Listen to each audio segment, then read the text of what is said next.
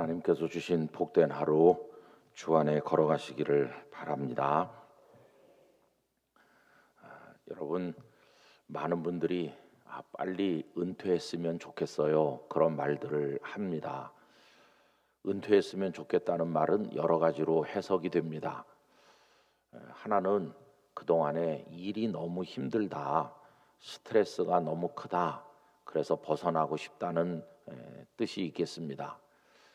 또 그런가 하면 적극적으로는 하고 싶은 거 마음대로 하고 싶다. 대표적인 것이 여행도 다니고 싶고 뭐 그런 거겠죠. 취미 생활도 자유롭게 하고 싶다. 또 그런 뜻이 있습니다. 그런데 은퇴하고 싶다고 하는 그 말 속에는요, 아주 중요한 게 하나 깔려 있습니다. 그것은 시간의 속박에서 벗어나고 싶다 하는 겁니다. 여러분, 아침 8시에 회사에 출근해 있어야 되는 사람이 있다고 해보세요. 그 사람은 교통시간을 가늠해서 아마 7시쯤에는 집에서 나서야 될 겁니다. 그러면 7시에 나서기 위해서는 아침 식사라도 간단히 하고 또 뭐 세수도 하고 행장을 챙겨야 되니까 아무리 늦어도 한 6시에는 일어나야 되겠죠. 간밤에 8시에 잤든 10시에 잤든 뭐 새벽 3시에 잤든 하여튼 아침에 깰 때가 오는 겁니다. 그래서 졸린 눈을 부비고 찌푸드드한 몸을 억지로 일으켜서 세면장으로 들어가야 되는 거죠. 그리고는 사방이 쑤시고 욱신거려도 어쩔 수 없이 움직여서 8시까지는 회사에 출근해 있어야 되는 겁니다. 여러분, 그 시간이 주는 압박이라고 하는 게 정말 견디기 힘들 때가 있는 거 아니겠어요? 그러니까 은퇴하면 그런 시간의 속박으로부터 완전히 이제 벗어나는 거니까 은퇴하고 싶어요, 이런 말들을 한다고 생각합니다. 그럼 여러분, 은퇴를 하고 나면 어떻게 될까요? 24시간이 매듭이 없어집니다. 전에는 몇 시에 깨서 몇 시에 출근하고 몇 시까지 근무하고 몇 시에 누굴 만나고 몇 시에 집에 돌아오고 뭐 이런 게 소위 시간표, 그 스케줄에 따라서 24시간이 토막토막 끊어지면서 어떤 시간의 틀 안에 우리 자신이 들어갈 수밖에 없게 됩니다. 그 시간의 틀이 우리를 꽉 옥죄어 오면서 어떤 땐 숨도 쉬지 못하게, 아유 오늘은 5분도 못 쉬었어, 커피 한 잔 할 시간도 없었어, 이제 그런 식이죠. 그런데 은퇴를 하고 나면 그 틀이 순식간에 싹 사라집니다. 이 사람이 뭐 깨든 일어나든, 이 사람이 뭐 밤에 자든 낮에 자든 하루 종일 자든 뭐 하루 종일 안 자든 아무 제약이 없어요. 그냥 새벽이나 낮이나 저녁이나 밤이나 그 시간이 그 시간이고, 그 시간이 가진 특성, 그 시간이 가진 의미가 순식간에 사라지고 맙니다. 그 전에는 아침은 깨야 될 시간, 일어나서 움직여야 될 시간, 낮에는 일해야 될 시간, 뭐 저녁 늦은 시간에는 잠시 쉬는 시간, 밤은 뭐 자는 시간, 시간의 성격이 정해져 있었는데 은퇴하고 나면 시간의 성격 자체가 없어지는 겁니다. 그냥 졸리면 자고 뭐 배고프면 먹고 먹기 싫으면 안 먹고 그냥 모든 시간이 똑같은 시간으로 하루아침에 바뀌는 거죠. 그래서 은퇴 전에는 그 시간의 자유로운 흐름이라고 할까, 거기에 좀 나를 맡겨 살고 싶다. 그래서 은퇴를 기다리는 분들도 있다고 생각합니다. 저는 은퇴 이후에 밋밋한 그 시간의 흐름, 그냥 어제가 오늘 같고 오늘이 내일 같고 매듭도 없고 그냥 꾸준히 흘러가는 그 시간의 모습이 약간은 하나님의 영원과 비슷하지 않나, 그런 생각이 듭니다. 여러분, 우리는 시간의 매듭 속에 살고 있지만 하나님께서는 영원하시잖아요. 영원은 우리가 상상할 수 없는 겁니다. 우리는 흔히 하나님을 영원 전부터 영원까지 계시다 이렇게 표현하는데, 영원이라는 단어 자체를 이해하지 못하는 우리가 영원 전을 어떻게 알겠습니까? 또 그 영원히 계신다고 하는 그 의미 자체를 우리가 어떻게 이해할 수 있겠습니까? 우리의 이해 바깥에 존재하는 거죠. 성도 여러분, 우리의 이해는 아주 좁은 것입니다. 눈으로 보는 것만 해도 그렇죠. 나는 시력이 아주 좋아요. 이렇게 말하는 사람도 뒤에 있는 것은 보지 못합니다. 그렇죠? 너무 가까워도 볼 수가 없고 멀리 있어도 볼 수 없습니다. 아무리 시력이 좋은 사람도 뭔가를 앞에 갖다 가리면 그 너머에 있는 것을 볼 수가 없어요. 여러분, 이게 우리의 한계 아니겠어요? 지각과 이해의 한계도 그런 거죠. 짧은 몇십 년 세월을 밤의 한 경점같이 존재하는 우리로서는 영원이라고 하는 걸 가늠조차 할 수가 없어요. 그래서 하나님의 영원은 어떤 것일까? 하나님께는 모든 것이 그냥 물 흘러가듯이 이어지는데 끊임없이 이어지는 어떤 그런 시간, 그 시간을 뛰어넘는 어떤 존재, 그런 거를 막연히 생각할 뿐이지 잘 알 수가 없어요. 그래서 은퇴 이후에 매듭이 없이 밋밋하게 흘러가는 그 시간의 한없는 흐름이 하나님의 영혼과 약간은 닮은 데가 있겠다, 그런 생각을 해봤습니다. 그럼 여러분, 시간의 틀 안에 갇혀서 살던 어떤 사람이 그 틀이 사라지고 그냥 흘러가듯이 자유로운 시간의 흐름 속에 존재하게 된다고 하면 그게 가져다 주는 것이 뭐가 있을까요? 아마 한없는 자유일 것입니다. 한없는 자유. 아무것도 나를 속박하지 않는다. 그 자유, 그 자유가 주는 기쁨, 이제 그게 은퇴한 사람에게 주어지는 기쁨 중에 하나일 거라고 생각하는데, 하나님의 영원이 그와 비슷한 거라면 하나님은 한없이 자유로우신 분이시죠. 우리는 여러 가지에 속박되어 살지만 하나님을 속박할 수 있는 것은 없습니다. 하나님은 그 누구에게도, 그 무엇에게도, 그 어떤 상황에도 매이시는 분이 아니십니다. 하나님의 자유는 완벽한 자유입니다. 그런데 여러분 아시나요? 그렇게 자유로우신 하나님께서도 속박당하실 때가 있다는 겁니다. 아니, 누가 감히 하나님을 속박할 것인가? 하나님의 자유를 누가 빼앗을 것인가? 라고 생각한다면 그 답은 이겁니다. 하나님 당신 스스로 당신을 속박하신다. 하나님의 자유를 박탈할 수 있는 존재는 하나님 당신 자신뿐이시다. 하나님 스스로 당신을 결박하십니다. 그러면 도대체 왜 하나님께서 당신 자신을 속박하시는 겁니까? 이유가 뭡니까? 이렇게 물었을 때 답은 딱 하나입니다. 하나님의 사랑 때문입니다. 하나님의 사랑 때문에 하나님께서는 당신을 속박하고 계신 겁니다. 여러분, 어제 저녁에도 나눈 이야기 속에 하나님께서는 아담과 하와 이후로 범죄한 우리 인생들을 불쌍히 여기셔서 구원하기로 작정하셔서 인류 대속의 구원의 마스터 플랜을 하나님 세우셨습니다. 그런데 보세요. 마스터 플랜이 생겼다는 것 자체가 속박을 의미하는 겁니다. 아무런 계획도 없고 아무 할 일도 없을 때는 무한정한 자유라고 표현한다면, 뭔가 프로젝트, 프로그램, 뭔가 할 일, 어떤 패턴, 이런 게 생겼다. 그때부터 속박이 시작되는 겁니다. 그런데 하나님께서는 당신 스스로가 당신을 속박하신다고 하는 사실을 혼자만 생각하신 게 아니고 모두에게 알려주셨어요. 모두에게 그걸 말씀하셨어요. 여러분, 그게 다름 아닌 구약 성경의 예언입니다. 그래서 하나님께서는 당신의 인류 구원의 그 대파노라마 같은 프로젝트를 우리들에게 미리 보여주시는 거죠. 지난번에도 말씀을 드린 것처럼 처녀가 잉태하여 아들을 낳을 것이라고 하는 말씀을 하셨어요. 그 자체가 속박입니다. 처녀가 잉태하여 아들을 낳을 거라고 하는 말씀, 메시아가 이 땅에 오실 그 예언의 말씀을 주셨다는 것은 하나님께서 꼭 그렇게 하셔야 될 어떤 틀이 하나 생긴 거죠. 처녀가 아닌 다른 존재를 통해서 메시아가 오시면 이젠 안 되는 거죠.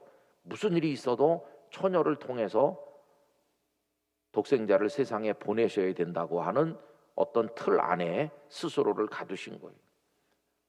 어떤 분의 표현처럼 그 다음부터 하나님은 기꺼이 처녀의 몸을 하나님의 뜻을 이루기 위해 바칠 여인을 사방에서 찾으셨다. 그리고 그 중에 한 사람으로 선발된 사람이 나사렛의 마리아였는데 다행히 그녀가 거절하지 아니하고 주의 계집종이니 말씀대로 되기를 원하나이다 라면서 하나님의 뜻에 순종하였다. 그렇게 이야기하였습니다. 여러분, 그것뿐입니까? 하나님께서는 우리 예수님을 베들레헴에 나시게 하겠다는 것을 미가서 5장 2절에서 말씀하셨죠. 그래서 베들레헴 에브라다야, 내가 유다 고을 중에 작지 않다고, 이스라엘을 다스릴 자가 네게서 나올 것이라고 말씀하셨죠. 그러니까 꼭 베들레헴이어야 하는 겁니다. 여러분, 저는 언젠가 그 설교를 했던 적이 있었는데 예수님께서 베들레헴에서 나실 확률, 그거를 한번 생각을 해봤어요. 그때 유다는 로마의 속국입니다. 그 유대는. 그래서 저 사방에 다 로마 군인들이 곳곳에 주둔하고 로마의 압제를 받는 거죠. 그런데 이 나사렛의 처녀인 마리아와 요셉이 정혼한 상태로 있는데 그때 벌써 마리아가 배가 불러오잖아요. 여러분, 저 나사렛은 갈릴리 지역에 있습니다. 북쪽에 있는 거죠. 그리고 베들레헴은 예루살렘 근처에 있습니다. 한참 남쪽이죠. 지금도 좋은 도로를 통해서 자동차로 달려도 한 2시간 이상은 달려야 되는 거리입니다.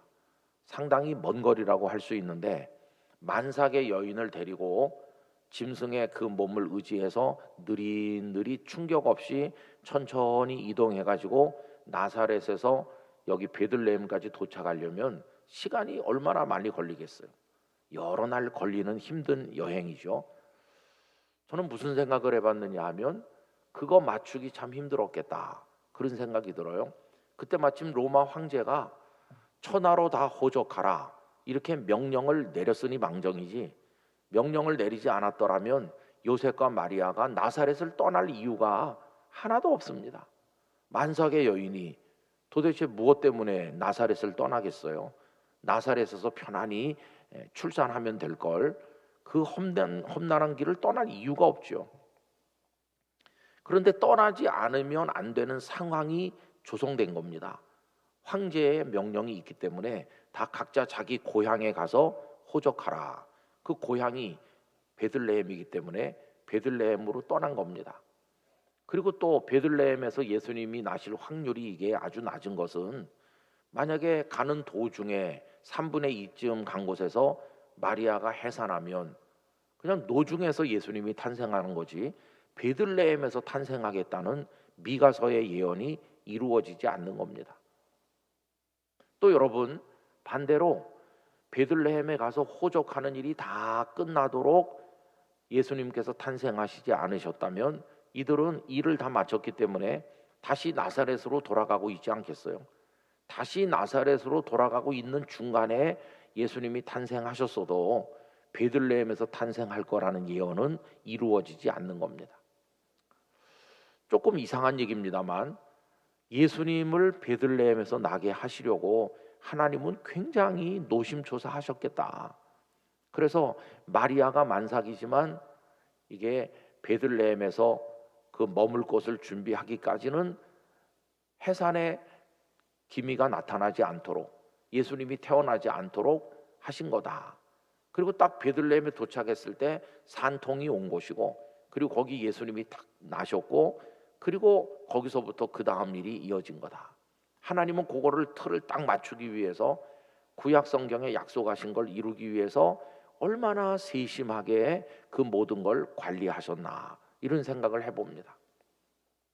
그는 마치 작은 바늘구멍에다가 뭘 딱 끼워 넣는 것처럼 아주 정교한 하나님의 작업이었겠다. 하나님께서 하신 일은 아주 세밀하고 정교한 것이었구나 하는 것을 알게 됩니다.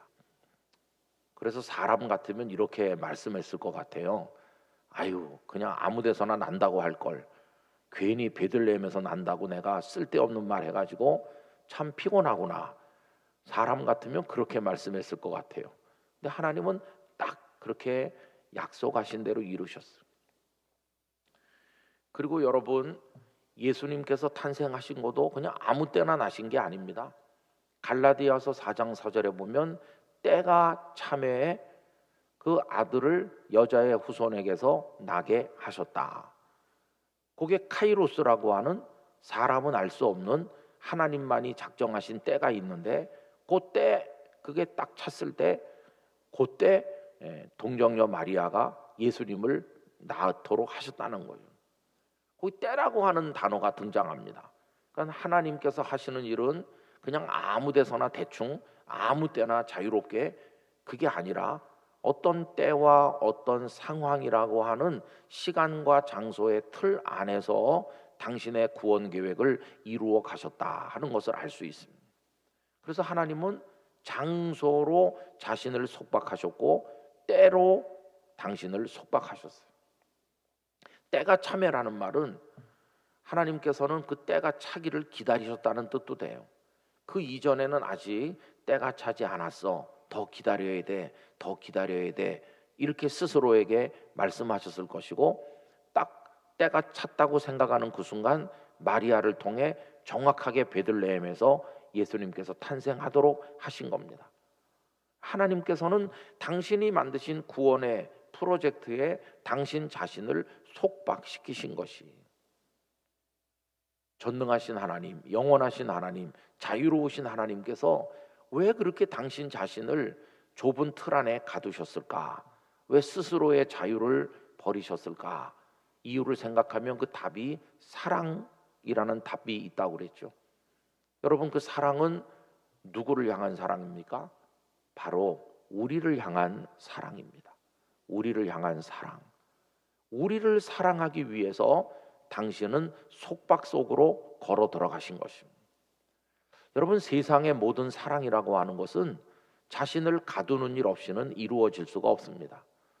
예전에 우리 부모님들 학교에 급식이 어디 있습니까? 옛날에 뭐 그런 게 어디 있었습니까? 우리 학교 다닐 때만 해도 그 노란 도시락 아시잖아요. 납작한 거. 거기다가 아침 꼭두 새벽에 일어나셔서 밥을 해가지고 도시락을 쌉니다. 그때는 막 5남매 7남매 낳는 가정도 있고 10명 넘는 자식을 키우신 어머니들도 계시잖아요. 새벽에 일어나서 도시락을 뭐 4개 5개 7개 도시락을 싸는 겁니다. 그래가지고는 애들을 깨우는 겁니다. 이놈아 일어나라, 깰 때가 됐어, 일어나 일어나 이렇게 해가지고 깨워서 그 도시락 그거 다 챙겨가지고 가서 잘 먹고 건강해 우리 딸 우리 아들 그렇게 보낸 겁니다. 아마 여기 성도님들도 그 도시락이 오늘을 있게 만들었다고 생각하는 분들이 많으실 겁니다.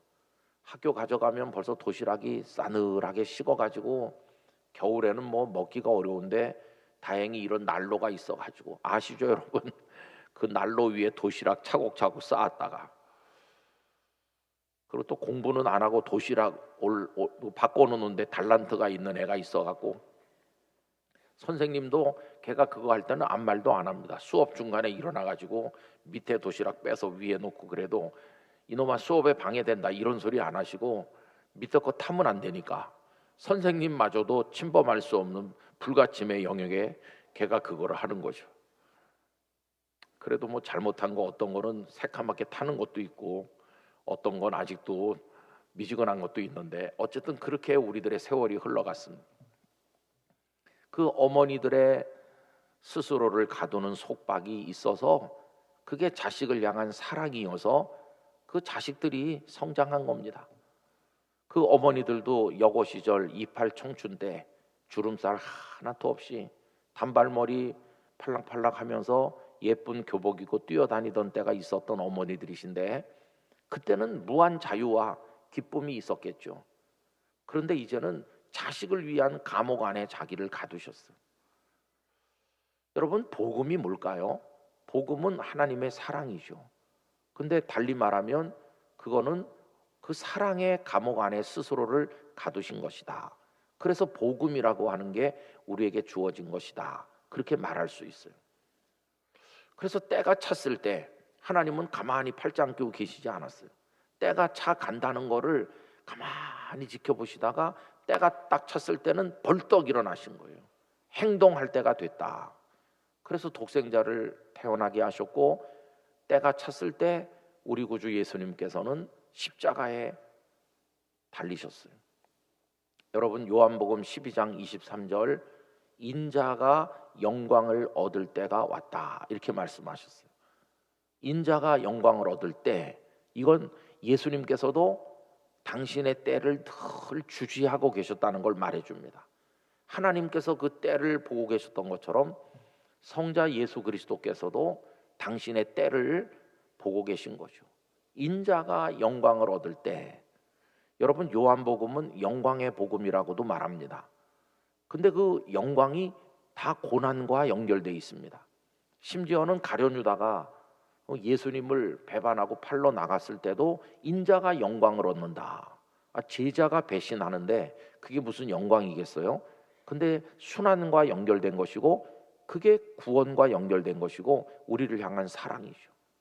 사랑이 고난을 영광으로 승화시키는 겁니다. 인자가 영광을 얻을 때가 왔다는 그 말씀이 12장 23절인데 그 바로 다음 절 12장 24절이 뭡니까? 유명한 요절이죠. 한 알의 밀알이 땅에 떨어져서 죽으면 많은 열매를 맺는데 그렇지 않으면 한 알 그대로 있다고 하는 유명한 말씀이죠. 그 한 알의 밀알이 예수님 당신 자신을 가리키는 것이고, 그것이 땅에 떨어져서 죽는다는 것은 십자가를 의미하는 것이죠. 근데 그거를 그 앞에서 영광이라고 표현하셨어요. 여러분, 십자가의 처참한 죽음이 영광이 되게 하는 이유는 뭡니까? 우리를 향한 사랑이니까요. 사랑. 그래서 우리를 구원하시는 거니까. 그래서 복음이라고 하는 것 속에는 때라고 하는 것이 촘촘하게 들어있고, 그 때에 당신을 가두신 하나님의 결정이 있어서 그 복음이 만들어졌고 사랑이 우리에게 주어졌다 하는 것을 알 수 있어요. 오늘 아침에 설교 제목이 좀 어색하게 느껴지신 분도 계실 거예요. 왜 그러냐 하면 때가 찼습니다, 이렇게 하면 아주 설교 제목이 단순해 보이는데, 때가 찼을 때를 보이셨습니다, 그러니까 조금 이상해 보이잖아요. 근데 제가 이렇게 정한 의도는 때가 찼을 때, 그때 무엇을 어떻게 하셔야 되는지를 우리들에게 보여주셨다는 의미가 그 속에 있습니다. 그냥 때가 찼어요 하면 당신 뭔가 지금 해야 돼요, 그런 말인데, 예수님은 때가 찼을 때 그때가 어떤 성격의 시간인가를 우리에게 알려주신다는 거예요. 하나님은 때가 찼을 때 여자에게 예수님이 태어나게 하셨고, 그것도 동정녀를 통해서. 또 예수님은 때가 찼을 때 예루살렘으로 올라갈 때가 왔구나, 인자가 영광을 얻을 때가 왔구나, 십자가에 달릴 때가 왔구나, 때 속으로 들어가신 거죠. 그럼 여러분, 우리는 어떨까요? 복음을 믿는 성도가 된다는 것은 우리 역시 그 때의 틀 안으로 우리 자신을 밀어 넣어야 된다는 의미가 있는 것입니다. 여러분, 이제는 밋밋하게 아무 의식도 없이 시간을 흘려보내면 안 되고, 우리도 그 시간 안으로 때를 정해서 들어가야 되는 거죠. 성경은 우리에게 많은 때를 말씀하고 있습니다. 자다가 깰 때가 벌써 되었다. 영적 각성과 하나님을 향해서 일어날 것을 말씀하고 있는 거죠. 그런 때가 굉장히 많아요. 오늘 본문에서 예수님은 한 가지 때를 말씀하시는데, 이르시되 때가 찼고 하나님의 나라가 가까이 왔다. 지금 하나님의 나라라고 하는, 너희들이 상상도 못할 로마라고 하는 나라가 통치하고 있는 이 세계에 하나님의 나라가 왔다는 것이에요. 로마라고 하는 나라는 눈에 보이는 나라입니다. 황제가 있고 원로원이 있고 귀족들, 막강한 로마의 군인들이 있어서 영토를 넓혀 나가는 막강 제국이라고 하는 눈앞의 현실로서의 제국이 있는 거죠. 그런데 그거와는 성격도 방향도 목적도 구성원도 전혀 다른 하나님의 나라가 왔다는 거예요. 여러분, 하나님의 나라는 모든 것이 로마 제국과는 다른 나라입니다. 다스리는 분이 우선 다르고, 그 나라의 백성이 되는 구성원이 다르고, 그 나라가 지향하는 목적이 다르고, 그 나라의 운영되는 방식도 다르고, 그 나라가 존재하는 양식 자체가 전혀 다른 하나님의 나라가 왔다. 이거야말로 세상이 창조된 이후로 한 번도 없었던 그런 하나님 나라가 왔다. 때가 찼는데 보통 때가 아니다. 어마어마한 때가 지금 너희들에게 왔다. 이렇게 말씀하는 거죠. 그러면 때가 찼고 하나님의 나라가 가까이 왔으면 그거를 마주하는 사람들의 실존적 결단은 뭡니까? 회개하라 하는 것입니다. 하나님의 나라가 가까이 왔으니 회개하라. 그리고 복음을 믿으라. 이렇게 말씀하는 거죠. 이제는 회개할 때가 온 거예요. 회개할 때라는 것은 지금까지 자신의 존재, 자신의 삶이 잘못된 것이었음을 인정하는 것이, 지금까지의 자신을 다 부수어서 가루로 만들고 던져버리고 그리고 하나님 안에서 새로운 피조물로 거듭날 때가 왔다는 것이, 복음을 믿으라. 그걸 촉구하시는 실존적인 신앙적 결단을 촉구하시는 말씀을 예수님께서 하신 거죠. 여러분, 어떤 사람은 이 말씀을 심각하게 받아들였습니다. 뭔지 내가 이해는 못하지만 지금까지 흘러가던 이 세상과의 어떤 역사와는 다른 뭔가 어마어마한 일이 내 앞에 다가왔구나. 그게 때가 다가왔구나. 그럼 나는 이렇게 그냥 누워 있으면 안 되겠구나. 가만히 팔짱 끼고 있으면 안 되겠구나. 먹고 마시고 있어서는 안 되겠구나. 이젠 내가 뭔가 어금니를 꽉 깨물고 결단을 해야 되겠구나. 이제는 과감하게 깨뜨려 부술 건 부술고 새로운 시작에 나서야 되겠구나. 이러고 있을 때가 아니야. 허리띠를 동여매고 바짝 일어서야 되겠구나. 그런 자각을 이제 하면서 회개하고 복음을 믿는 거죠. 성도 여러분, 복음을 믿으시는 줄로 압니다. 다른 말로 바꾸면 예수 그리스도를 믿으시는 줄로 아는데, 복음을 믿고 나면 우리도 촘촘한 틀 안으로 우리를 들여보내야 되는 거죠. 우선 한국 상황에서 예수님을 믿는다고 하는 사람들은 어떤 시간의 틀 속에 들어 있습니까? 새벽 5시 30분 새벽 기도회라는 그 시간의 틀 안에 우리를 밀어넣고 있습니다. 새벽 기도 나가는 거죠. 저는 어디 출타하면 새벽에 아무 약속이나 스케줄이 없는 날 그냥 새벽에 호텔방에 가만히 있기가 너무나 좀, 하나님 앞에서도 그렇고 저 자신도 그래서 인근에 있는 교회들을 찾아다니곤 합니다. 그래서 저번에도 여기 대구 제일교회 새벽 기도에 혼자 조용히 왔다 갔던 것이고, 건너편에 서현교회도 새벽 기도 드리러 갔었고, 그러다가 많은 은혜를 받기도 했어요. 우리 교단 총회가 포항 기쁨의 교회에서 열렸던 몇 해 전에 새벽 일찍 일어나가지고 새벽에 할 일이 없잖아요. 그래서 혼자 옷 입고 두리번거리면서 포항 바닷가를 걸어 다니다가 거기서 어떤 교회를 들어가게 됐어요. 2층은 노래방이 있었고 그 교회는 3층에 있었는데, 총회는 9월에 하지 않습니까? 근데 그 교회는 5월에 개척된 우리 교단 교회는 아닌 개척교회였습니다. 기도하는 이가 한 3명 있었는데 얼마나 간절히 눈물로 기도하는지. 그리고 제가 나오면서 주보를 한 장 가지고 왔는데 큰 감동을 받았습니다. 다음 달 예배위원 이렇게 칸이 쳐 있고 거기 이름이 있었는데, 개척한 지 넉 달 된 교회 다음 달 예배위원을 빈칸을 채울 수 있을까? 그렇게 가만히 들여다보니까 주일 오전 예배 기도자가 동일했습니다. 첫째 주도 둘째 주도 셋째 주도 넷째 주도 같은 이가 계속 기도하는 거였어요.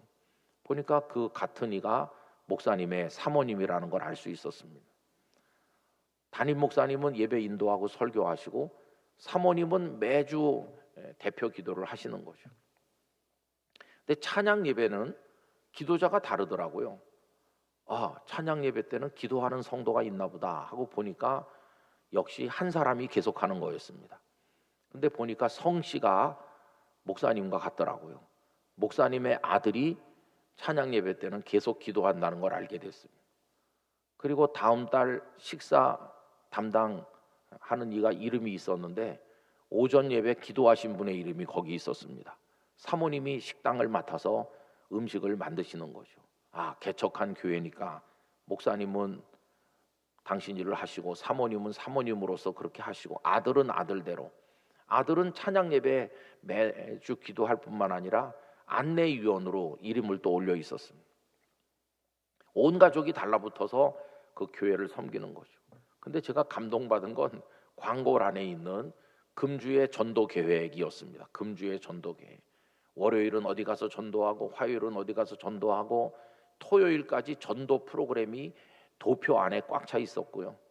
그다음에 그 목사님은 극동 방송에도 가셔서 봉사도 하시고 하여튼 열심히 하는 분이라는 걸 알게 됐어요. 그리고 돌아와서 그 주보를 호텔방에서 혼자 보면서 지금 하나님의 눈은 어딜 보고 계실까 그런 생각을 했어요. 여러분, 총회한다고 포항 지역의 전국에서 목사님 장로님이 1,500명 와 있고, 총회를 돕는 총회 직원들과 언론인들 물경 한 2,000여 명은 총회 지금 위에서 포항에 와 있을 텐데, 그리고 오전에 총회가 개회하면 전국적으로 이름이 있는 유명한 목사님들이 나와서 뭐 이것도 하고 저것도 하고 또 내노라 하는 장로님들이 나오셔서 뭐 총회 여러 가지 일을 하실 텐데, 가끔씩은 소리도 높이고 분쟁도 있고 뭐 비난하기도 하고 회의하다 보면 고성도 오고 하고 그러는데, 글쎄 하나님은 이 총회를 하나님을 위한 일로 보고 계실까? 아니면 저 개척교회 목사님이 길거리에 나가서 전도하는 그거를 보고 계실까? 하나님의 시선은 오늘 누구에게 미쳐 있을까? 그런 생각을 하면서 그 1,500명 중에 한 명으로 앉아 있는 제 모습을 보면서 굉장한 자괴감을 느끼기도 했어요. 내가 총대의 한 사람으로 여기 와서 앉아 있으므로 오늘 하루 동안 하나님의 나라가 확장되나, 한 영혼을 구원할 수 있나, 내가 여기 있어서 뭐 우리 교단이 무슨 변화되나, 어떻게 보면 거기 있는 게 무의미하게 생각되더라고요. 근데 저 목사님은 오늘도 바닷가에 나가서 복음을 전도하고 이리 뛰고 저리 뛰면서 한 영혼이라도 건지려고 애쓰시는구나. 감동을 크게 받았어요. 그리고 돌아와서 주일 낮예배 설교 시간에 그 얘기를 했어요. 내가 어느 교회, 작은 교회 가서 큰 감동, 정말 순수한 은혜로운 감동을 받았습니다. 이렇게 했더니 예배 마치고 어떤 성도가 나가면서 목사님 그 교회 주보 가져온 거 지금 있냐고 그래요. 지금은 없죠. 그랬더니 좀 보여달라고 그래요. 그래서 제가 사진 찍어가지고 그분에게 그 교회 주보를 보내드렸더니 얼마 후에 그 교회를 갔다 오셨다고 하더라고요. 그래가지고 그 교회 가서 다 이렇게 보고는 돌아와서 목사님 제가 그 교회에 매달 얼마씩 후원하기로 했습니다. 참 감동이 되잖아요. 근데 그런 일이 어떻게 시작됐냐 하면은 새벽 5시는 깰 때다. 목사인 저에게 새벽 기도 갈 시간이다. 그래서 제가 일어나서 새벽 기도 드리기 위해 이 교회 저 교회에 십자가 어디 없나 하면서 찾아다닌 결과입니다. 여러분, 우리 성도가 된다고 하는 것은 새벽 5시는 5시 반은 하여튼 깨어 일어나 새벽 기도 드리는 시간, 그 틀 안에 우리를 밀어넣는 거죠. 주일이 되면 주일 예배 드리는 날, 그래서 그 틀 안에 우리를 넣었기 때문에 다른 데 가지 않아요. 다른 일을 하지 않아요. 우리는 온종일 주일을 성수합니다. 그런 식으로 많은 때 속으로 우리를 집어넣어요. 우리도 때에 대해서 결단하는 사람이에요. 그냥 뭐 24시간 일주일 다 똑같은 시간이지, 아닙니다. 우리는 똑같다고 생각 안 하고 주일은 여느 날과 다르다 이렇게 생각해요. 그게 벌써 그 사람이 복음 안에서 살아가고 있다고 하는 의미인 것입니다. 우리보다 먼저 우리를 구원하기 위해서 하나님께서 당신을 무수한 상황 속에 들이미셔서 스스로 걸어 들어가셔서 자유를 버리시고 우리를 사랑하셔서 복음이 만들어졌으니까 이제 우리도 복음적 결단을 하면서 그 상황과 때 안에서 살아가야만 되는 거죠. 여러분, 그건 때로는 고단함이고 어려움이고 눈물이고 어떤 때는 목숨을 걸어야 될 일이기도 한데, 여러분 그 틀 안에서 살아가실 수 있기를 바랍니다. 그러면 누가 하나님께 질문할 수 있죠. 하나님, 그렇게 완전한 자유 안에 거하시던 하나님께서 우리같이 형편없는 죄인을 위해서 그렇게 어려운 좁은 틀 안에 당신을 가두셨는데 힘들지 않으신가요? 후회하시지 않으시나요? 이렇게 물어보면 하나님께서는 이렇게 말씀할 겁니다. 하나도 후회하지 않는다. 아니 어떻게 후회하지 않으시나요? 너희를 사랑하기 때문에. 사랑을 생각하면 후회 같은 거, 힘든 거 아무것도 없다. 늙어 꼬부라지신 어머니에게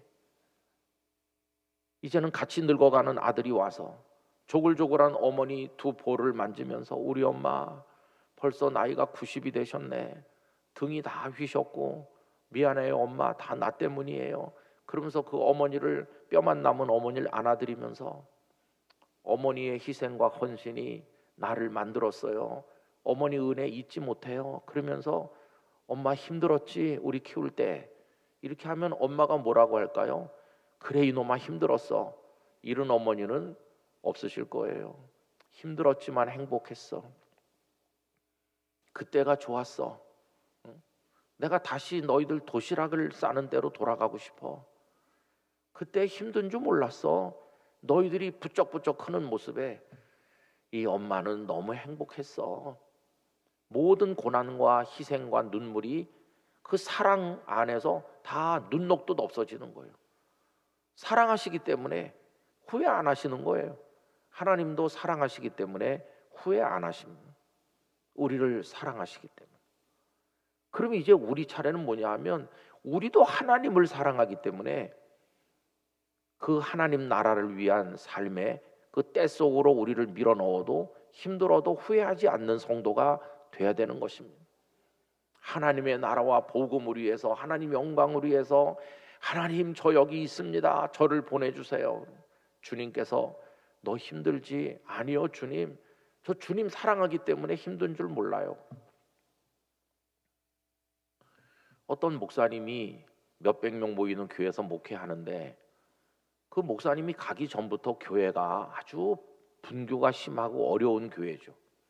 근데 목사님이 이제 갔더니 자꾸만 성도들이 목사님을 자유롭게 놔둬야 되는데 갈라져 싸우는 중에 목사님을 자기 편으로 끌어들이려고 해요. 담임 목사님 태도를 분명히 해주세요. 제가 부산에서 예배당 하나 짓는데 힘들더라고요. 그때 저는 32살부터 담임 목회를 해갖고 뭘 모를 때 담임 목사가 됐습니다. 30살에 목사 안수 받고 32살에 담임 목회를 하니 뭘 알겠어요. 진짜 아무것도 모르는 어리고 어리석은 담임 목사죠. 그렇게 하다가 이제 예배당을 짓게 됐는데 동네 주민들이 막 공사장에 와서 들어 놓으면서 절대 못 짓는다고 2년 동안 재판해가지고 우리가 승소했지만 법은 멀고 주먹은 가깝다고 공사장에 계속 들어오는 아주머니들 때문에 우리는 공사 울타리도 치지 못했어요. 공사장에 결국은 경찰서에 있는 어떤 높은 분이 목사님 이거 법으로 해결 안 됩니다. 대한민국은. 아니 경찰이 그런 말 해도 되는 거예요? 그게 현실입니다. 아니 그래서 우리 승소 판결까지 받아가지고 공사 방해하면 처벌한다 이렇게 갖다 붙였는데도 안 되면 어떡하는 거예요 우리가? 그랬더니 목사님 대한민국에서 법은 안 된다니까요. 경찰관이 하신 아주 금과 옥조 같은 말씀이에요. 대한민국에서는 법으로 안 돼. 그럼 어떡할까요? 그러니까 경찰이 목사인 저에게 하신 말씀 힘을 동원해야 됩니다. 무슨 힘을?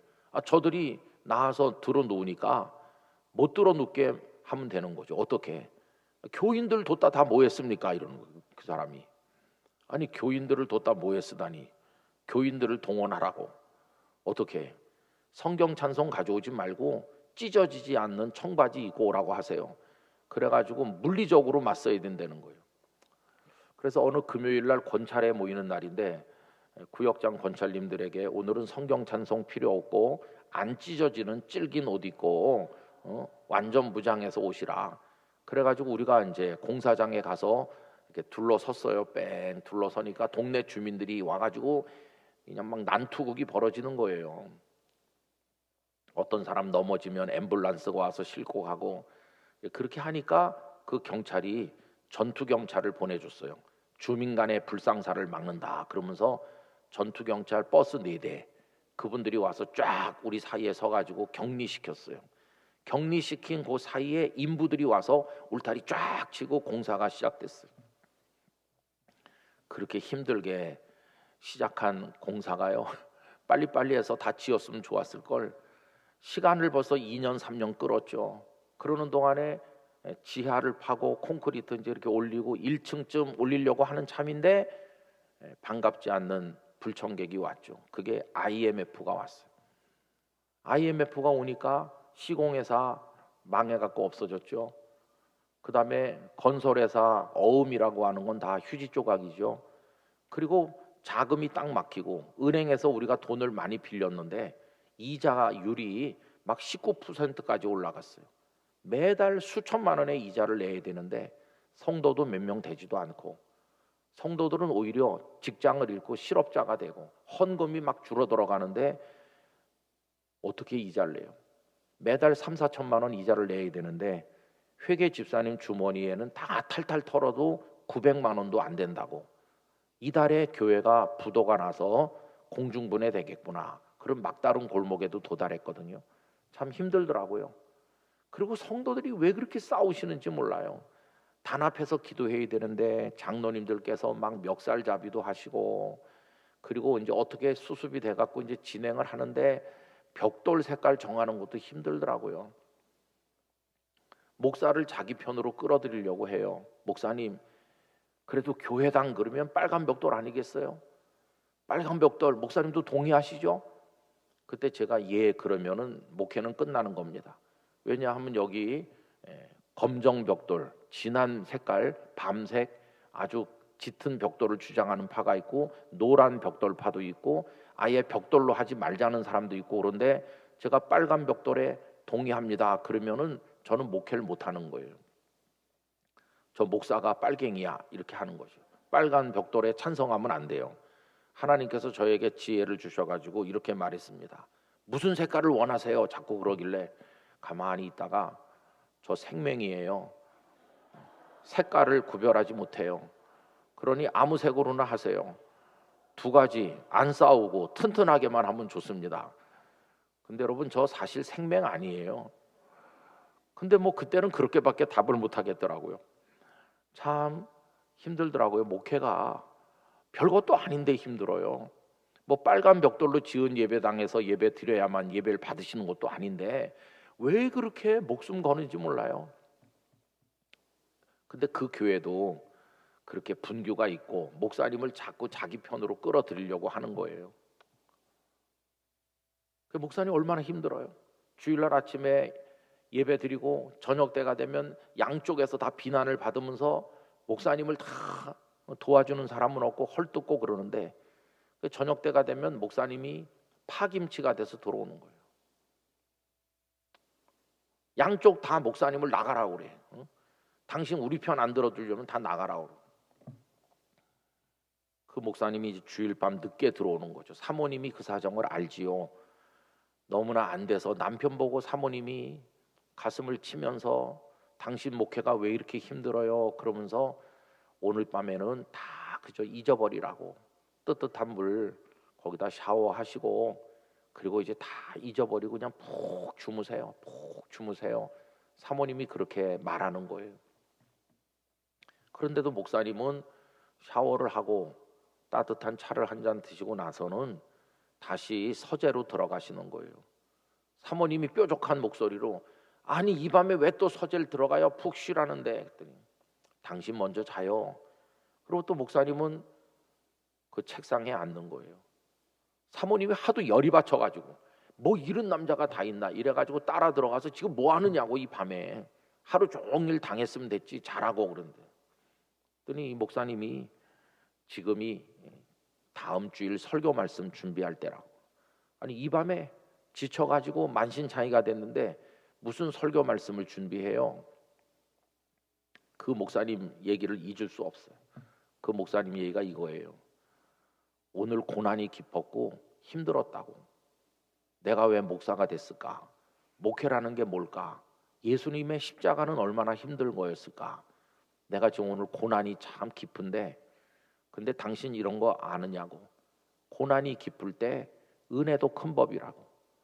나는 지금 다른 요일에 느낄 수 없는 하나님의 은혜, 아직도 날 사랑하고 계시고 하나님은 나를 붙들고 계시다는 은혜가 내 마음에 가장 진하게 다가오는 때이기 때문에 이 은혜가 마르기 전에 다음 주 설교 원고를 준비해야 된다.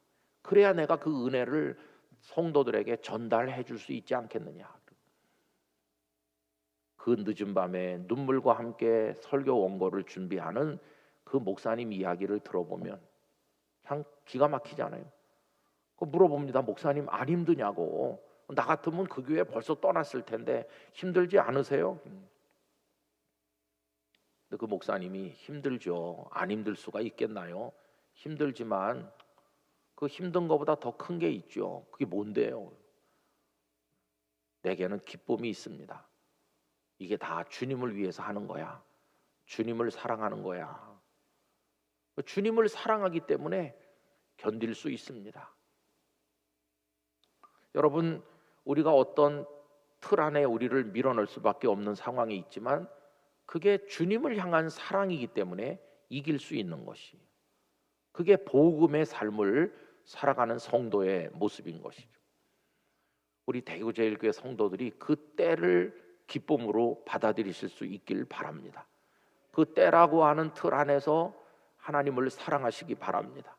자다가 깰 때가 됐으니 벌떡 깨어 일어나시고, 이제는 헌신할 때가 됐으니 헌신하시고, 누군가를 위해서 눈물을 흘릴 때가 됐으니 눈물도 흘리시고, 그러면서 그걸 힘들게 여기지 마시고 이게 주님을 사랑하는 거다, 이렇게 결단하시게 되기를 바라는 것입니다. 주님이 그걸 먼저 우리에게 보여주셨으니. 그리고 존재론적으로 어차피 우리는 때에 묶여있는 존재입니다. 하나님은 영원하신 분이지만 우린 영원한 존재가 아니잖아요. 여러분, 슈퍼마켓에 우유만 유통기한이 있는 게 아님을 아시죠? 우리도 유통기한이 있어요. 그런데 우유는 제품이 출하될 때 찍혀 나오는 거고, 하나님께서 우리를 세상에 보내실 때 찍어서 보내지 않아서 그렇지 유통기한이 다 있어요. 여러분, 그 유통기한을 여기 팔뚝에다 찍어서 보내셨다고 가정해 보세요. 어떤 일이 세상에 벌어졌을까요? 해괴망측한 일이 많이 벌어졌을 것 같아요. 그러면 신랑 신부가 맞선 볼 때 제일 인기 있는 남자는 누굴까? 다들 팔뚝부터 보여주겠죠, 서로. 근데 인기 있는 남자는 어떤 사람일까요? 그거는요, 유통기한 짧고 돈 많은 남자. 아마 인기 있는 신랑감일 것 같아요. 세상이 악하다 보니까 나는 유통기한 많은 남자가 좋아요, 이런 여자는 순진한 여자일 텐데 별로 없을 거예요, 세상에. 그 다음에 교회 등록할 때 이름, 주소, 전화번호, 그 밑에 유통기한 쓰는 칸이 있어갖고 쓰겠죠. 그러면 교회 사무실에서 다 이렇게 입력을 하겠죠. 주보 광고가 달라지겠죠. 지금은 교우 소식에 지난주에 누가 별세했습니다, 이렇게 과거형으로 나오지만 유통기한이 다 적혀 있으면 이렇게 나오겠죠. 주보에 금주에 가실 분, 그래갖고 월요일은 누가 가시고 토요일은 누가 가신다, 시간까지 다 거기 나와가지고, 그리고 또 없던 광고가 하나 생기겠죠. 오늘 저녁 찬양 예배 후에 금주에 가실 분을 위한 고별 예배가 있겠습니다. 그럼 금주에 가실 분들 앞에 쫙 앉고 꽃 하나씩 달아드리고, 그리고 그 가족들이 옆에 앉고, 그리고 가실 분과 특별한 친한 관계에 있는 성도들이 와서 같이 울면서 잘 가라고, 3년 후에 따라갈게, 뭐 그러면서 참 희한한 풍경이 이루어졌을 텐데 하나님은 그걸 가려가지고 알려주지 않으셨어요. 그래도 우린 유통기한이 있어요. 부인할 수 없는 거. 막연히 생각해봐요. 내가 지금 60살이니까 한 30년 남았을라나, 이렇게 막연하게 생각해요. 또 그 사람의 기대대로 한 30년 사는 수도 있어요. 그런데 그 사람의 기대와는 달리 그 다음 날일 수도 있어요. 예수님의 비유 속에 어떤 부자가 농사해가지고 잔뜩 싸놓고 이제는 여러 해 먹고 마시는 거 다 싸놨으니까 이제 즐기는 것밖에 안 남았어. 하나님께서 오늘 밤 내 영혼을 찾으면 그게 다 누구의 것이 되겠느냐. 그게 때라고 하는 게 우리에게는 부인할 수 없도록 이미 주어진 것이. 그래서 우린 때를 의식하지 않고 살 수 없는 존재가 이미 되어 있는 것이. 여러분, 여러분에게 주어진 때를 사랑하고 그 때를 속박으로 여기지 말고 기쁨으로 여기시고 그 때를 통해서 우리 주님을 사랑하시기 바랍니다. 1820년대, 10년대 그 무렵에 세계적인 문호 세 사람이 태어났습니다. 프랑스에서는 빅톨 위고가 태어났고 러시아에서는 톨스토이가 태어났습니다. 그리고 또 한 사람이 태어났어요. 이 세 사람의 공통점은 가난한 사람들이라고 하는 작품을 다 썼다는 것입니다. 톨스토이도 가난한 사람들, 또 빅톨 위고는 가난한 사람들이라고 번역은 안 하지만 레 미제라블, 비참한 사람들이니까 뭐 같은 뜻이겠죠. 근데 제가 말씀드리려고 하는 이 세 번째 사람은 1821년에 태어났습니다. 그리고 어느 정도 재산이 있는 아주 높은 귀족은 아니지만 좀 이렇게 하층 귀족의 아들로 태어났습니다. 아버지는 성격이 거칠고 폭력적이고 어머니는 신실한 믿음의 사람인데 어머니를 많이 의지했는데 16살인가 됐을 때 어머니가 세상 떠났습니다. 아버지는 아들 둘을 강제로 우리식으로 말하면 사관학교에 보내서 장교가 되게 했습니다. 근데 그 사관학교에서 공부하고 있던 어느 날 아버지가 죽었다고 하는 말이 전해졌습니다. 알고 보니까 성격이 포악하고 그 땅에 농사짓는 사람들을 하도 거칠게 다루다 보니까 그 소장농이라고 할까요? 농노라고 할까요? 이 사람들이 그 아버지를 살해한 겁니다. 그래서 아버지를 비극적으로 잃고 어쨌든 그 학교를 형과 함께 다녀서 소위 계급장을 달고 임관에서 중위까지는 됐습니다. 근데 나는 군대 체질이 아니야. 그래가지고 이제 벗고 나와서 글 쓰는 작가가 이제 된 거죠.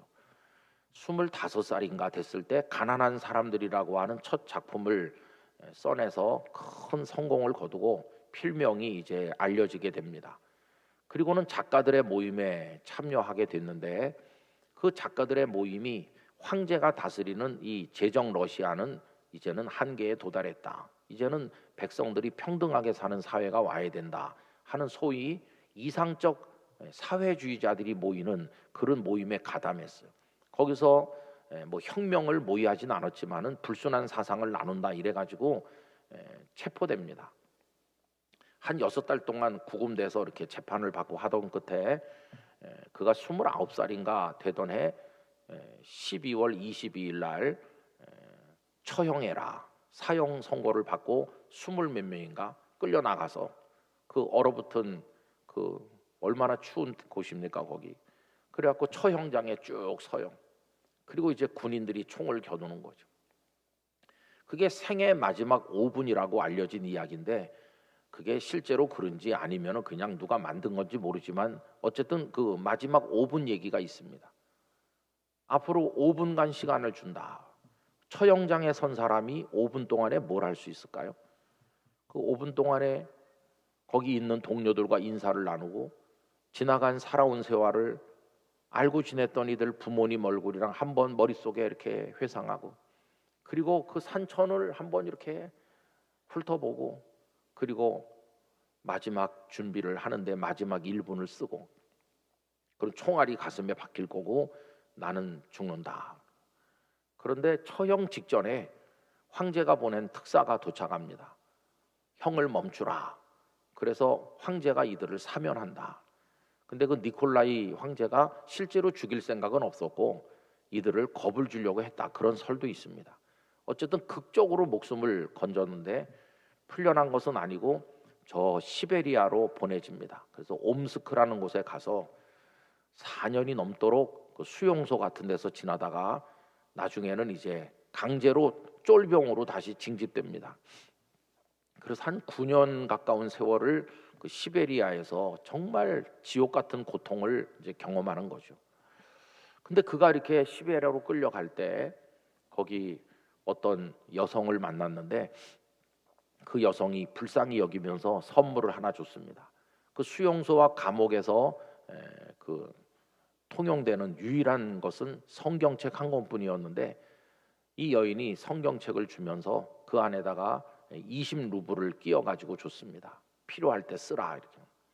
그 여성도 남편 뒷바라지를 위해서 와 있는 여성이었는데 그 낡은 성경을 그는 거기서 많이 읽었어. 황제에 대한 분노 그리고 세상을 뒤집어 엎어야 된다는 분노는 그 사랑의 말씀 안에서 녹아 없어지고 혁명이나 사회주의나 공산주의가 세상의 평화를 가져오는 게 아니고 예수 그리스도의 사랑만이 그 사랑, 어제 오늘 우리가 말씀드린 그 사랑만이 세상을 변화시킬 수 있다는 걸 확신하고 마음속 분노를 다 버립니다. 그리고 그는 나중에 황제의 특별한 은덕을 입어서 상트페테르부르크로 귀환하게 됩니다. 그리고 이제 본격적으로 작가의 길을 걸어요. 그리고는 그가 만 59세 될 때 세상을 떠나게 되는데, 피도 좀 입에서 나오고 이 간이라 이런 데가 좀 망가진 것 같아요. 근데 그는 마지막 침상에 누워서 자신이 떠날 때가 됐다는 것을 아는 거죠. 떠날 때, 그 또 하나의 때가 있잖아요. 파란만장했던 때가 이제 다 찼다. 그리고는 자기 아들에게 성경을 읽으라고 그래요. 그 성경 읽는 데가 어디냐 하면은 우리 본문으로 삼은 건데, 마태복음에서 예수님이 세례받고 올라오실 때 하늘에서 이는 내 사랑하는 아들이요 내 기뻐하는 자라. 그 마태복음을 읽게 해요. 마가복음에도 동일한 말씀 우리가 읽었잖아요. 아마 저 혼자 생각에 하나님의 사랑받는 아들이 되고 싶어 했던 게 아닌가, 임종을 앞두고 그런 생각이 들고, 그리고는 이제 아내에게 그걸 읽게 하고, 그리고 아들에게 또 하나 본문을 읽게 해요. 아내는 이는 내 사랑하는 아들이요 그걸 읽게 했고, 그 아들 보고는 탕자가 돌아올 때 아버지가 달려나가서 마중해주는, 끌어안아주는 그 말씀을 읽게 해요.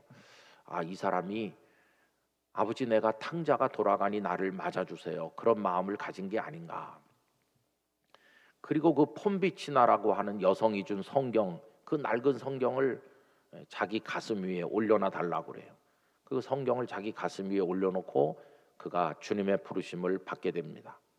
여러분, 그 마지막 5분이라고 하는 때를 경험하고 자신이 떠날 때를 가늠하면서 주님의 말씀 안에서 자신의 삶을 마무리했던 이 사람, 여러분이 잘 아시는 도스토예프스키죠. 도스토예프스키.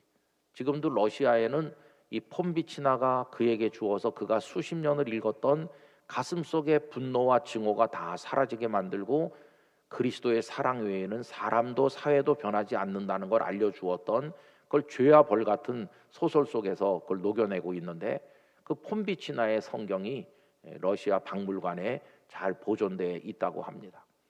여러분, 우리는 어차피 그 때 안에 살아가고 있는 사람이죠.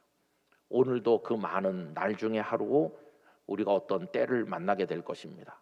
그 때가 우리에게 고통을 주기도 하고 기쁨을 주기도 할 텐데, 간절히 바라기는 우린 복음 위에 서는 사람이니까 하나님의 나라와 복음을 위해, 궁극적으로는 하나님을 사랑하기 위해서 우리의 때를 승화시켜 나가길 바랍니다. 사랑으로 승화시키고 헌신으로 승화시켜 나가는 것이죠.